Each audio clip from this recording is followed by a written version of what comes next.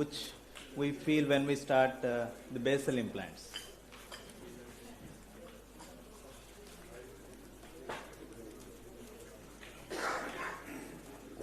Was this not working?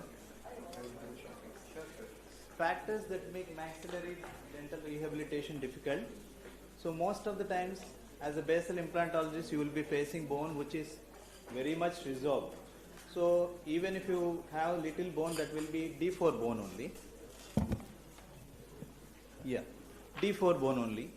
And then because of sinus pneumatization, most of the cases what we do will be aged patients where there is severe sinus pneumatization, sinus extending completely into the alveolar bone.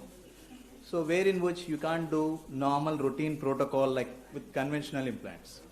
So in those cases, you need various alternate methods, but you have various alternate methods, but they are having many disadvantages. Overdenture, all-on-4, sinus lift, bone grafting, distraction osteogenesis, short and wider implants, zygomatic implants and pterygoid implants. The last two options are the best of all.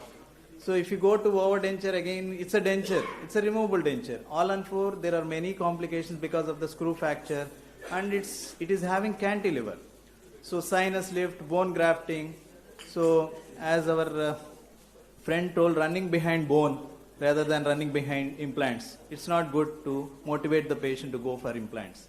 So distraction osteogenesis, all these secondary surgical procedures may scare your patient. So the best option will be the zygomatic implants and the pterygoid implants. So among these two, again the pterygoid implant stands the best because it's less invasive and it requires minimal equipment. Just with routine basal implants, equipment, drills and all, you can do this. So pterygoid implants, it's a misnomer, but the correct terminology is tuberopterygoid implant, also called as tuberosity implant, but these are all misnomers. Only the correct terminology is tuberopterygoid implants. So pterygoid implants have been defined by the glossary of oral and maxillofacial implantologists as implant placement through the maxillary tuberosity and into the pterygoid plates. There describes what it is. So is this a pterygoid? The last one? No, why? Because it's only in the tuberosity, it has not entered into the pterygoid. Okay. So what about these two pictures? Pterygoid. Yes, both are pterygoid implants. So before going into pterygoid, we should know what is a pterygoid bone. Pterygoid bone is a cortical bone. All cortical bones are stable? No.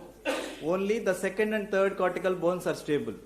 The first cortical bone is your residual alveolar bone cortex, which is unstable, which you are not going to rely, just like conventional implantology.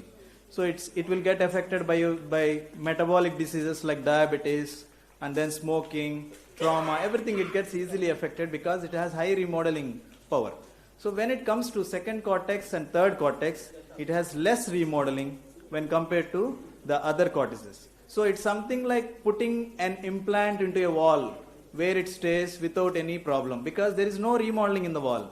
So even the second cortex and third cortex, when you put implant into that, it will stay there. Why? Because it's something like a wall. The remodeling of the bone is only 2%. Okay, so you need not worry about much unless the trauma is too much, it will stay there. So the third cortex is our pterygoid. So that is the importance of third cortex. So the third cortex can be utilized only in case of maxilla. Okay. And the other example of third cortex is your zygoma, orbital floor, all these are third cortices. Anything bone outside maxilla and mandible is the third cortex. Okay, corticals of maxilla, first cortical unstable, second cortical stable, third cortical stable. So by fixing the implants into this cortex, you get osteofixation or macromechanical anchorage into second or third corticals. So this is important for immediate loading. So indications for pterygoid: rehabilitation of full mouth, rehabilitation of posterior segments of maxilla, immediate loading, and to avoid cantilevers just like our epic Ravanasura heads.